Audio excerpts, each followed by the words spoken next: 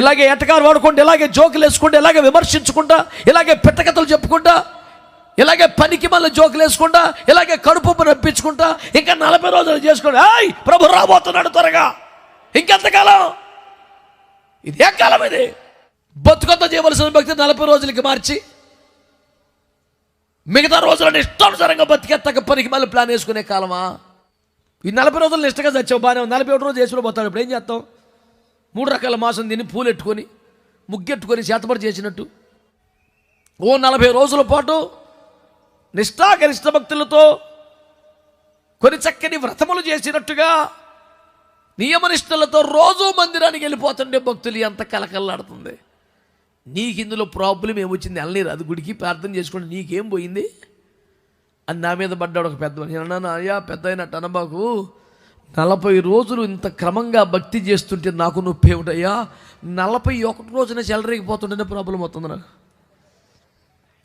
40 రోజులు భక్తి చేయడం తప్పన్నానా? 40 రోజులు చర్చకి వెళ్తే తప్పన్నానా? 41 రోజున ఎందుకు తిని పడుకున్నామని అడుగుతున్నా. 40 రోజులు చాలని ఏ ప్రభు చెప్పాడు? ఏ వాక్యం చెప్పింది నీకు? ఆది అపోస్తలుల కార్యములో 2వ అధ్యాయములో మీరు చూస్తే వారు అనుదినము మానక దేవాలయములో కూడుకుంటున్నారని రాశాడుగా. 40 రోజులు కూడుకోవడం ప్రతిరోజు కూడుకోవాలిగా. ఈ 40 రోజులు మాత్రమే పువ్వు పెట్టుకోము, ముగ్గు పెట్టుకోము, ముక్క ముట్టుకోము అని ఇది ఎక్కడి వ్యవహారం? మిగతా అప్పుడు చెలరేగిపోయి ధరించుకోవచ్చు ఆ పూలన్నీ మనమే. బైబిల్ గ్రంథంలో పర్వాలేదు, పూలు పెట్టుకోవచ్చు, అలంకరించుకోవచ్చు, ఇట్స్ ఓకే. మరీ అంత చేదాస్తగా ఉండక్కర్లేదు, పర్లే పెట్టుకోవచ్చు అని ఉందా? ఒక రెఫరెన్స్ చెప్పండి అమ్మలక్కలు ఎవరైనా. వెండి బంగారు నగలతో అలంకరించుకోవచ్చా క్రైస్తవుడు? మిగుల వెలగల వస్త్రాలు ధరించవచ్చా క్రైస్తవుడు సేవకుడు? అసలు ఉపవాసాలకి సీజన్ ఏమిట్రా? మత్తయి సువార్త 9వ అధ్యాయం 14-15 వచనాలలో మీ శిష్యులు ఎప్పుడు ఉపవాసం అంటారేంటి? ఎప్పుడు తింటమేనా? ఇదేనా భక్తి? నేర్పుకోవడం పెద్ద గురువు గారు నువ్వు, ఇదో పెద్ద శిష్యులు, ఇదేమిటా భక్తి అని యేసు ప్రభుని అడిగారు ప్రబుద్ధులు కొందరు వచ్చి. అప్పుడు ప్రభు వారు ఏమన్నారు? పెండ్లి కుమారుడు తమతో ఉండి కాలమున ఉపవాసం ఉంటారా, దుఃఖపడతారా? పెండ్లి కుమారుడు తమ వద్ద నుండి కొనిపోబడి దినములు వచ్చినప్పుడు ఉపవాసం చేస్తారని చెప్పలేదా? మరి పెండ్లి కుమారుడు వెళ్ళిపోయిన దగ్గర నుంచి మళ్ళీ వచ్చేదాకా మధ్యలో కాలం అంతా సంఘానికి ఏ కాలం? ఉపవాస కాలం. స్తోత్రం చెప్పండి గట్టిగా. తరచుగా ఉపవాసాలు జాగరణలు చేస్తానని చెప్పాడు పౌలయ్య గారు. తన సాక్ష్యంగా మాత్రమే చెప్పాలి, నన్ను పోలి నడుచుకోమని చెప్పాడు పౌలయ్య గారు. అంటే తరచుగా ఉపవాసాలు చేయండి, తరచుగా జాగరణలు చేయండి. ఉపవాసాలు అంటే అన్నం మానేయడం, జాగరణ అంటే నిద్ర మానేయడం. ఇవి తరచుగా చేయమని చెప్తే సంవత్సరానికి ఒక సీజన్ పెట్టావా? ఆ సీజన్లో 40 రోజులు మాంసం కొట్టి దివాలు తీయాలని ప్రార్థన చేసావా? 41 రోజు 3 రకాల మాంసాలు ఒక రోజు కొని అడ్డుకోలుగా తింటావా? తప్పదే. మాంసం హెచ్చుగా తినవారితో సహవాసం కూడా చేయొద్దని చెప్పాడు దేవుడు. నువ్వే తెగబడి తింటే ఏమిటో దరిద్రం?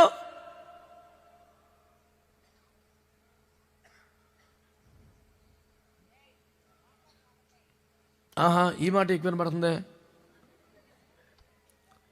ప్రియులారా, దేవుని బిడ్డలారా, శ్రద్ధగా నా మాట వినండి. ప్రభు వాక్యం ఏం తెలియజేస్తుంది? భక్తిని ఒక కాలానికి పరిమితం చేయడం తప్పంటున్నాను నేను. ఇప్పుడు ఎట్టకట్ట వాళ్ళు భక్తి చేసుకుంటారు, చేయని రాదు, చెయ్యొద్దంటున్నానా? కంటిన్యూ చేయమంటున్నాను. అర్థం చేసుకోకుండా మాట్లాడతారే. ఎవరైనా 40 రోజులు నిష్టగా ఉంటే నేను తప్పుపడటం లేదు. 40 రోజులు చాలంటే తప్పుపడుతున్నాను. మన వైరాగ్యం, మన ప్రతిష్ట, మన సమర్పణ, మన నాజీరు 40 రోజులు కాదు, జీవితాంతం. నాజీరు వ్రతము 40 రోజులు అనుసరించినాడే. మత్తయి సువార్త 24వ అధ్యాయం 33వ వచనంలో ఏం చెప్పాడు?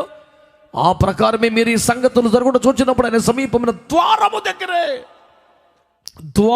దగ్గరే ఉన్నాడు. ఆయన తొట్లో లేడు, శిలువ మీద లేడు, సమాధిలో లేడు. ఆయన ద్వారము దగ్గర ఉన్నాడు. అడుగు తీసి అడుగు పెడితే సంఘములోకి రాబోతున్నాడు ఆయన. ఇదిగో నేను త్వరగా వచ్చుచున్నానని చెప్పాడు. వచ్చుచున్నవాడు ఆలస్యము చేయకవచ్చును అని చెప్పాడు. కొందరు అనుకొనుచున్నట్టుగా తన వాగ్దానం గురించి ఆలస్యము చేయవాడు కాదు అని చెప్పాడు. మీరు అనుకొనని గడియలో వచ్చేస్తారు అని చెప్పాడు. ఆ గడి కూడా ఎలా ఉంటుంది తెలుసునా? ఇద్దరు పొలంలో ఉంటారు, ఒకరికి తెలియకుండా ఒకరు కొనిపోబడతారు. ఇద్దరు మంచంలో ఉండి ఒకరు కొనిపోబడతారు. ఇద్దరు తిరగవలసింది ఒకరు కొనిపోబడతారు. 50% రాలిపోతారని చెప్తుంది దేవుని వాక్యం. ఇద్దరులో ఒకరు 10 మందిలో 5 మిస్ అయిపోతున్నారు. ఇలాగే ఎటకారు వాడుకుంటూ, ఇలాగే జోకులు వేసుకుంటూ, ఇలాగే విమర్శించుకుంటా, ఇలాగే పిట్టకథలు చెప్పుకుంటా, ఇలాగే పనికి మళ్ళీ జోకులు వేసుకుంటా, ఇలాగే కడుపు నప్పించుకుంటా, ఇంకా కిస్మిసులు చేసుకుంటా, ఇంకా 40 రోజులు చేసుకుంటా, ప్రభు రాబోతున్నాడు త్వరగా, ఇంకెంతకాలం?